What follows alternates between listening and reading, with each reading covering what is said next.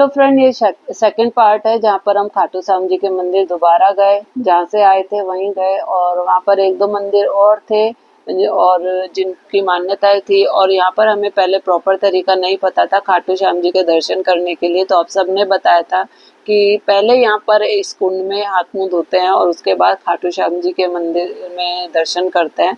तो इस बार हमने थर्ड टाइम ऐसे ही किया भाई, क्योंकि हमारे पास टाइम था और वहाँ बैठकर हमें करना क्या था, तो हमने सोचा चलिए सब चीज़ एक बार और दोबारा से चलते हैं। और इसके बाद फ्रेंड यहाँ से हम जब दोबारा खाटू श्याम जी के दर्शन करने के लिए गए तो वहाँ पहले से अब ज़्यादा भीड़ हो चुकी थी और सबने यही बताया कि 12 बजे के बाद 11-12 बजे से यहाँ पर भीड़ स्टार्ट होनी शुरू हो जाती है। तो उसके बाद यहाँ दर्शन करने भाई बहुत मुश्किल हो जाता है, क्योंकि जिस रो में अभी हम आराम से चल रहे थे 3 बार हमने बहुत आराम से दर्शन कर लिए थे। उन सब का कहना था कि उसके बाद यहाँ इसमें चलना भी मुश्किल हो जाता है और बहुत ज़्यादा लोगों की भीड़ हो जाती है। तो भाई हमने 3 बार आराम से दर्शन कर लिए थे। इसके बाद हमें जाना था एक शिव जी के मंदिर में, जिसकी मान्यता यह है कि वहाँ पर औरंगजेब का मंत्री आए थे और उन्होंने कहा कि ऐसी कोई मान्यता नहीं होती, शिवलिंग को उन्होंने मानने से मना कर दिया था। और उन्होंने उस शिवलिंग के ऊपर अपनी तलवार मारी थी और उस तलवार का निशान इस शिवलिंग पर बिल्कुल साफ दिखता है, जो आप अभी फोटो में देखेंगे। और इस शिवलिंग के आँख, मुंह, नाक, दाढ़ी, मूंछ सब बनी हुई है और ऐसा शिवलिंग पूरे भारत में कहीं नहीं मिलता। तो जब उसमें से खून की धार निकली थी इस शिवलिंग के अंदर से, तो भाई औरंगजेब के मंत्री भी एकदम से घबरा गए थे और उनको भी अचंभा हुआ था, क्योंकि आप देख रहे हो जो ये धार दिख रही है ना सिर पे, ये उस तलवार का ही निशान है। तो हमारे भारत में ऐसी भी प्राचीन चीजें हैं भाई, जिनको देखकर लगता है आज भी सही बातें हैं। और इसके बाद फ्रेंड हम यहाँ से वापस अपनी मंजिल की ओर आ गए थे और वहाँ से जो मैं अपने लिए बैंगल्स खरीद के लाई थी, तो मुझे लगा ये भी ट्राई कर ली जाए हाथों हाथ।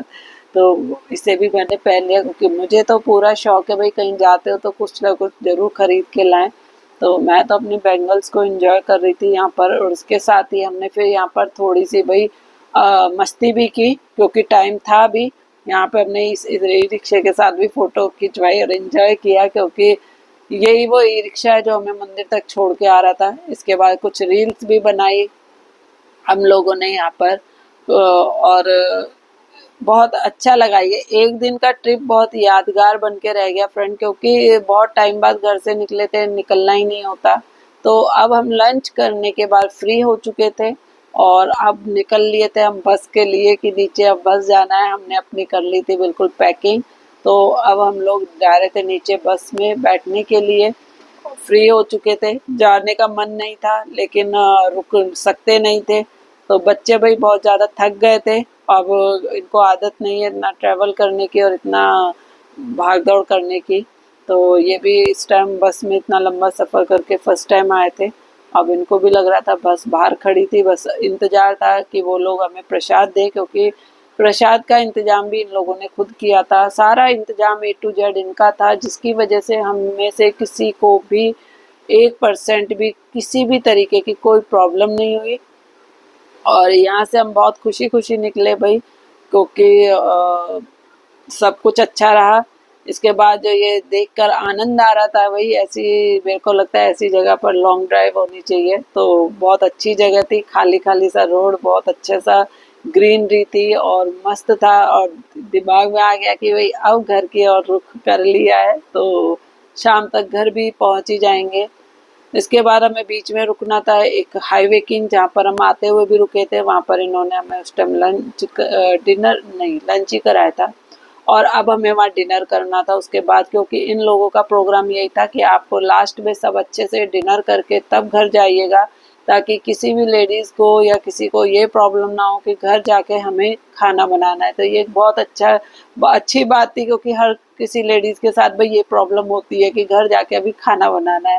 तो ये पूरा ए टू जेड इनका जो अरेंजमेंट था भाई 100% बहुत अच्छा था। तो ये हाईवे किंग है जहाँ पर हम रुके थे। ये स्पेस बहुत अच्छा था, फोटोग्राफी के लिए भी, रील्स के लिए भी और हर तरीके से। तो यहाँ पर हमने सबने खूब फोटो और रील्स बनाई मैंने भी अपने भाई बच्चे बेटी के साथ और अपने हस्बैंड के साथ यहाँ पे रील बनाई ली। सभी बना रहे थे तो मैंने कहा चलो मैं भी बना ही लूँ। तो उस चीज़ को भी इंजॉय किया, अच्छा लगा। और इसके बाद बस ये लास्ट था जहाँ से पे हमें अब डिनर करने के बाद घर निकलना था। मस्ती अपनी भी जा रही थी, ज़रूरी नहीं है कि भाई बड़े हो जाओ तो मस्ती करना छोड़ दो। तो अब हम अंदर थे और कर रहे थे अपने डिनर का इंतज़ार कि अब सबके मुँह इसलिए उतर गए थे अब घर जाके अब नहीं करना, लेकिन सुबह तो वही काम करना ही है।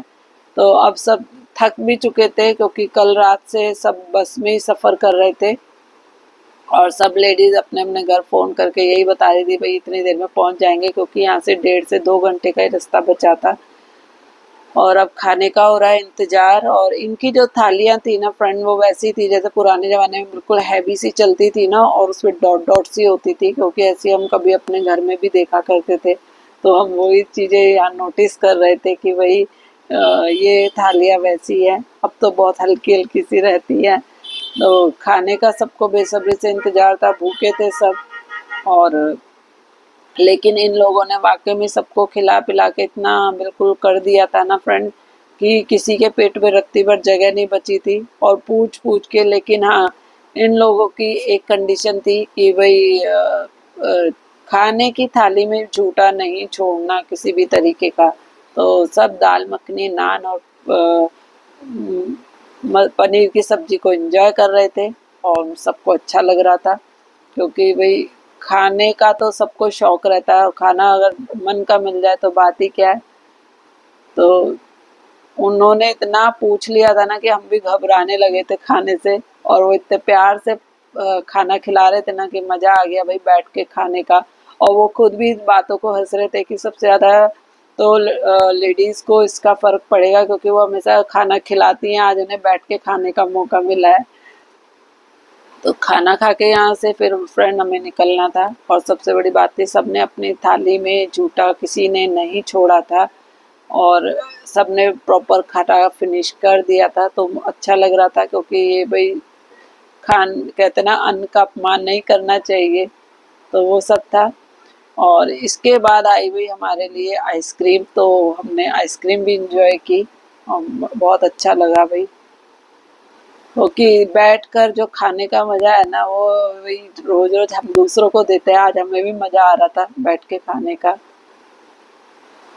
और सबके दिमाग में ये था कि अब इसके बाद तो सीधा घर पहुंचना है। तो सब ये मेरे एनजीओ वाले सर हैं और मैम हैं जिनके साथ मैं 25 ईयर्स से जुड़ी हुई हूँ भाई। इनका एनजीओ है, 50 साल से ये एनजीओ चला रहे हैं अपना, वोकेशनल कोर्सेज कराते हैं।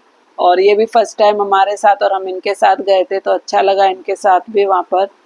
और ये ट्रिप हमें याद रहेगी और हम भी इसी उसमें है कि अगर दोबारा जाएंगे तो एक बार और होके आएंगे, क्योंकि वाकई में ये सफ़र बहुत यादगार और बड़ा मज़ेदार रहा।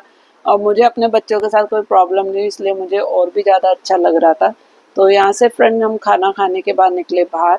यहाँ पर हमने थोड़ी सी अपनी रील्स वगैरह बनाई और यहाँ पे वो ये खाना खाने का मस्त घूम रहे थे, क्योंकि उन्होंने बोला था 10-15 मिनट आप रेस्ट करें, घूमें आराम से और उसके बाद बस में बैठेंगे, क्योंकि कई लोगों को खाना खा के एकदम से बस में बैठ कर चलने से थोड़ी सी प्रॉब्लम हो जाती है। तो उन्होंने वो टाइम भी दिया था हमें।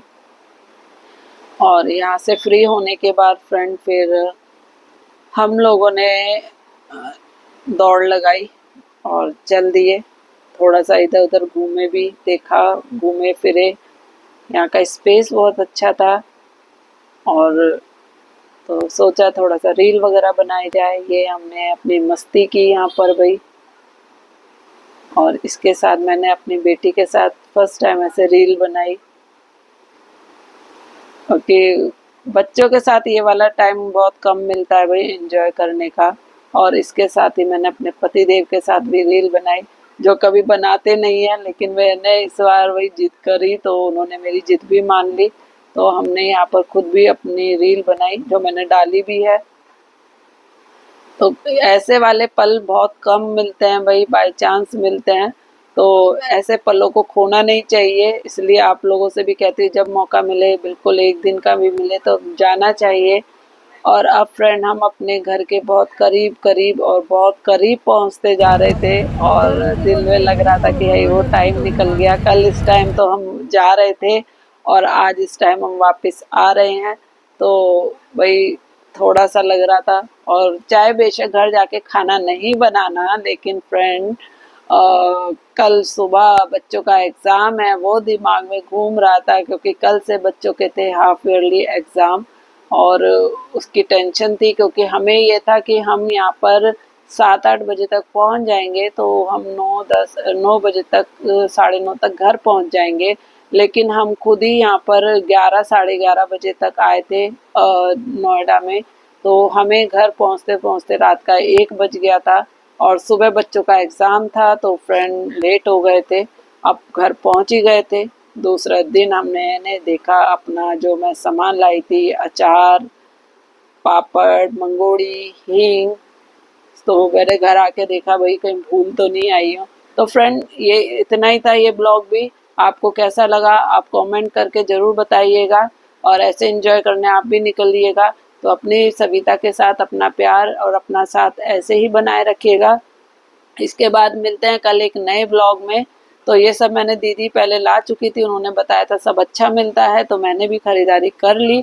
और इसके बाद फ्रेंड अब ये दूसरे दिन की शुरुआत है, गुड मॉर्निंग, और आज बच्चों का है एग्ज़ाम। तो फ्रेंड बस कल और परसों का दिन निकल गया, अब वही रूटीन, वही काम घर के, और वही बच्चों की पढ़ाई, वही स्कूल और वही एग्ज़ाम। तो जब ये वाला रूटीन आ जाता है और उसके बाद जब अचानक आपको खाटू श्याम जी जैसी जगह जाने को मिलता है, तो फ्रेंड वाकई में बहुत अच्छा लगता है। तो आप भी ऐसा अपना एक ट्रिप ज़रूर बनाइएगा। तब तक मैं लेती हूँ आपसे आज्ञा, करती हूँ घर के काम स्टार्ट जो आज करने हैं। तो भाई मैं बच्चों को स्कूल भेजने की करती हूँ तैयारी। आपको ये ब्लॉग कैसा लगा कमेंट करके ज़रूर बताइएगा। तो अभी के लिए इतना ही फ्रेंड, मिलते हैं कल। तो आपका दिन भी अच्छा रहे। गुड मॉर्निंग और वेरी गुड मॉर्निंग। देखिए कितना प्यारा मौसम हो रहा है, कितना प्यारा लग रहा है आसमान। तो ये मेरी आदत है, सुबह मैं उठते ही सबसे पहले बाहर आके देखती हूँ। तो अभी के लिए इतना ही फ्रेंड, टाटा bye bye, thank you so much पूरा वॉच करने के लिए। Bye bye.